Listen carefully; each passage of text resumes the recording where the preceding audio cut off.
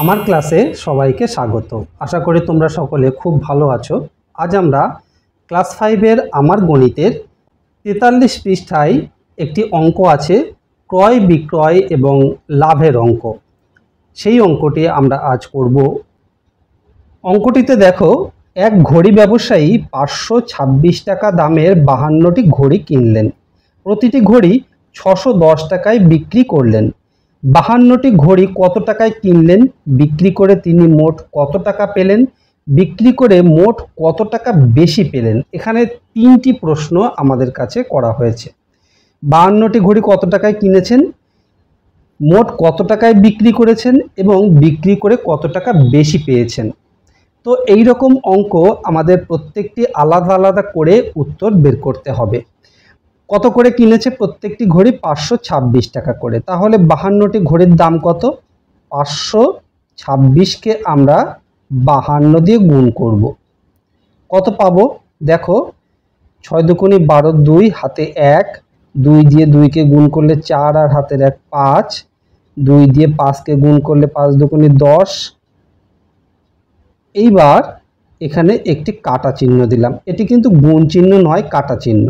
এবার 5 দিয়ে গুণ করব, 5 দিয়ে 5 6 30, 0 হাতে 3, 5 দুগুণে 10 আর 3 13, 3 হাতে 1, 5 5 25 আর 1 26। পাই 2, 5 আর 0 যোগ করলে 5, 0 আর 3 যোগ করলে 3, 6 আর 1 7 আর এখানে 2। তাহলে আমরা পেলাম 27,352 টাকা। তাহলে এই টাকাটা তিনি কি করেছেন? ঘড়ি কিনেছেন। আমাদের একটি উত্তর এখানে হয়ে গেল।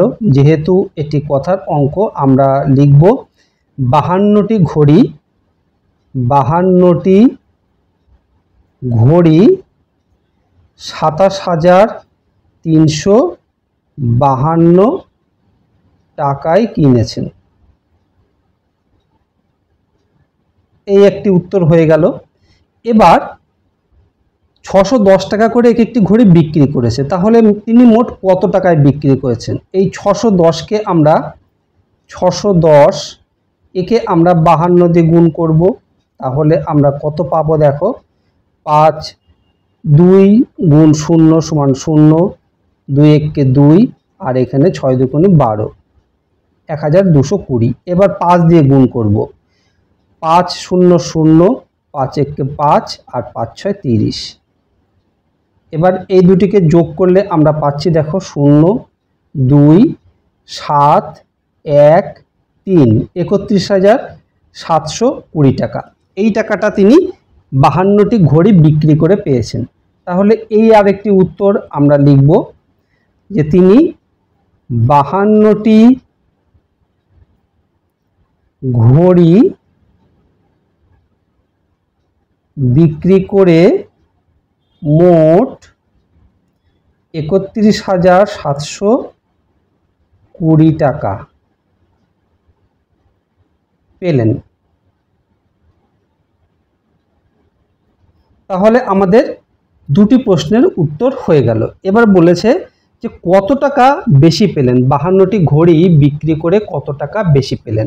সেটি করতে গেলে আমাদের কি করতে হবে? আমাদের যত টাকা বিক্রি করেছে তার থেকে যত টাকায় কিনেছে সেইটি আমাদের বিয়োগ করতে হবে। তাহলে দেখো, 31,720 এর থেকে আমরা বিয়োগ করব 27,352। বিয়োগ করে আমরা পাচ্ছি, দেখো, 2 আর কত হলে 10 হয়, 8 হলে হাতে 1, 6 আর কত হলে 12 হয়, 6 হলে হাতে 1, 4 আর কত হলে 7 হয়, 3 হলে, 7 আর কত হলে 11 হয়, 4 হলে হাতে 1, 2 এর সাথে 1 যোগ করলে 3, তাহলে 3 আর 3 মিলে গেলে 0। আমরা পেলাম কত? 4,368 টাকা। তাহলে 52টি ঘড়ি বিক্রি করে তিনি 4,368 টাকা বেশি পেয়েছেন। তো আমরা উত্তরে লিখব, আমাদের কাছে প্রশ্ন করা হয়েছিল কত টাকা বেশি পেলেন। 4,368 টাকা বেশি পেলেন। আশা করি অঙ্কটি তোমরা খুব ভালোভাবে লক্ষ্য করেছো, তাহলে অঙ্কটি বুঝতে পেরেছো। এই রকম অঙ্ক যদি পরীক্ষার সময় দেয় তাহলে এই রকম ধরে ধরে প্রতিটি প্রশ্নের উত্তর কিন্তু আমাদের করতে হবে। একই অঙ্কের ভিতরে এরকম দুটো তিনটে প্রশ্ন থাকলে অনেক সময় হয় কি যে কোনো একটা প্রশ্নের উত্তর আমরা মিস করে গেলাম। সেটি যাতে না হয়, ধরে ধরে প্রত্যেকটি প্রশ্নের উত্তর যদি আমরা লিখি তাহলে কোনো প্রশ্ন মিস হবে না। আশা করি ভিডিওটি তোমরা খুব ভালোভাবে বুঝতে পেরেছো। ভিডিওটি ভালো লাগলে অবশ্যই একটি লাইক করো আর তোমার বন্ধুদের মধ্যে শেয়ার করে দিও, তাহলে তোমার বন্ধুরাও শিখতে পারবে। আর এই রকম ভিডিও আবারও পেতে চাইলে চ্যানেলটি অবশ্যই সাবস্ক্রাইব করে রেখো। খুব ভালো থেকো, দেখা হবে আবার পরের ভিডিওতে।